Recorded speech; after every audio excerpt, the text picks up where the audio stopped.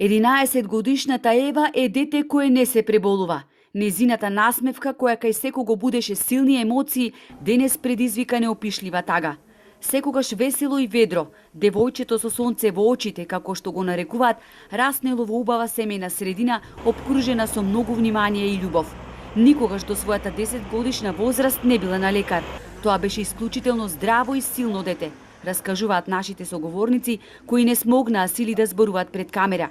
Оти во липтеж и гласот им секна. Зборувавме за миговите по кои ќе ја паметат. Ева велат едвам ги чекаше деновите кога треба да оди на игра орна, а ги броеше часовите додека да појде на хор. Премногу го сакаше пеењето, но и физичкото воспитување. Дури и кога беше болна, сакаше на училиште да вежба, да трча, да скока, да игра заедно со своите врсници. Тие пак се радуваа кога лицето ќе го озареше насмевка, беа срекни бидејќи многу ја сакаа. Но на христијанскиот празник Ѓурѓовден, кога се слави животот, стигна веста дека Ева боледува од ретка болест, што предизвика шок и неверување. Свесна за тешката болест, таа храбро и повторно со насмевка се борела 1 година.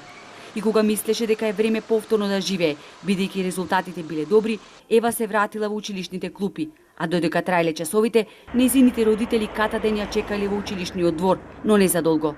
Чекајќи да замине на лекување во Германија, Ева ја загуби битката со болеста.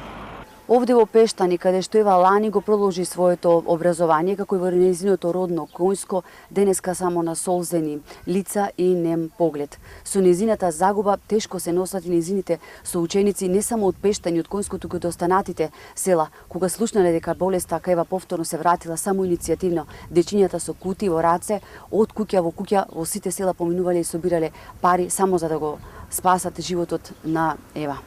Таа сакаше да го продолжи животот како и секој дете. Прашуваше зошто мора да се врати во болница кога се чувствува добро. Се присетуваат ближните. За нас, велат, Ева е најчувствителното, најгрижливото, најчудесното дете, полно со љубов каква што никогаш не можете да сретнете, а за нас значеше цел свет.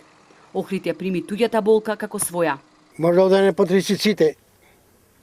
Се стори тоа, ама... Не се стори, не требаше да се стори, требаше да му се дајат финанси.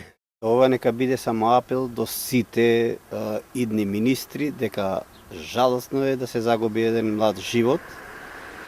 Што финанси за све може да се најде ако има желба.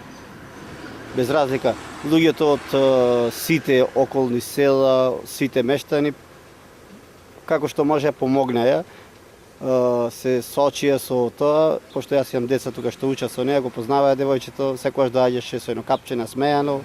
Трогателно, онака, штета и за што не се потрудија малку повеќе и со граѓаните и во државата да донираат повеќе пари за нејзе. Како ќе ја паметите, Ева? Па јас не ја познавав искрено, лично, но кој еден мал ангел, така. Баш жално, баш. Како ќе ја паметиш? Па малечко девојче полна со живот.